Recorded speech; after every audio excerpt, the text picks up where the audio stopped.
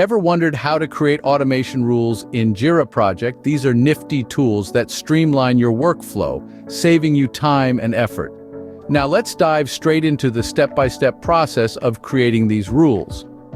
We have to check the given precondition, required test data, and follow below steps with corresponding expected result. Precondition users have administrative privileges in the Jira Project test data: 1 email ID, 2 password, 3 rule, name trigger, 4 conditions. Step 1. Open URL in any browser and log in to Jira as an administrator with registered email, ID, and password. Your work page should be displayed. Step 2.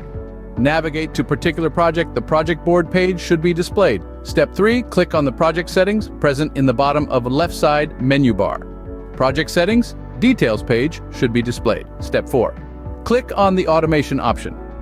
Present left side menu of the screen, automation page should be displayed. Step 5. Click on Create Rule button. Present right top of the screen, Rule Builder page should be displayed. Step 6.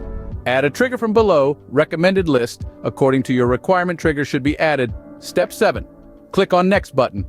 Add a component mini page should be displayed. Step 8. Select a component according to your requirement. I am selecting Add a Condition component. Add a Condition subpage should be displayed. Step 9. Add a condition from below recommended list according to your requirement. Issue fields. Condition subpage should be displayed. Step 10. Select a field, condition, and value from drop-down option, then click on Next button, Add. A component page should be displayed. Step 11.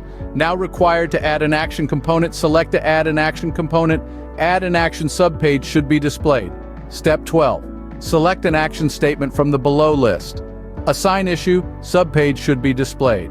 Step 13. Select to assign the issue to and select a user. Then click on Next button. Add a component subpage should be displayed.